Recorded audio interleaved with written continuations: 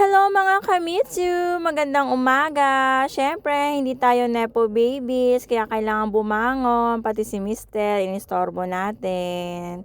Siyempre, kailangan din niya maghanap buhay ng maaga dahil kailangan natin ngayon ay makakapag-release tayo ng unit. Ayan guys, thank you Lord at wala tayong nadaan ng mga baha. Siyempre, hindi tayo nepo babies, kaya kailangan natin pumasok ng maaga kahit umuulan. At ito na nga, magta-time in na nga ako, papasok na tayo sa loob ng finance. At dito nga, pinaprocess na lahat ng mga release natin. Lahat ng mga client, lahat ng mga docs nila, dyan nila lata. Good morning mga finance! Ayan, dito ang cashier naman ng Mitsubishi. At dito ang mga client kung saan sila pipirma. Ang showroom na rin namin nandito na. Mga CR. Siyempre, akit na tayo sa taas. Ayan, haggard na ako mga besh. 'Di ba? Kasi i-release na natin ang unit natin. Ayan, medyo napagod tayo kaakyat panaog dahil sobrang daming mga hinihingi mga requirements.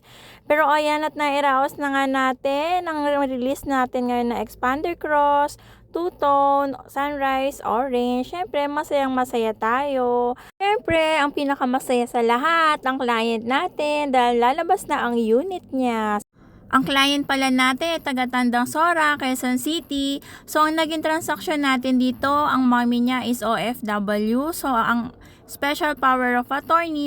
Kaya kung ikaw ay nagbabalak kumuha ng sasakyan, maaari mo akong kontakin sa contact na makikita mo sa screen. Or pwede mo akong i-add sa Facebook page ko, or sa TikTok, Instagram, or Telegram. Maaari mo rin po akong i-message sa WhatsApp at sa Viber ko.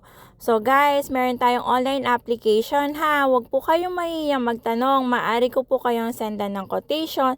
Included na po doon ang down payment, monthly amortization, at mga freebies. Siyempre, subject for bank approval po tayo ha.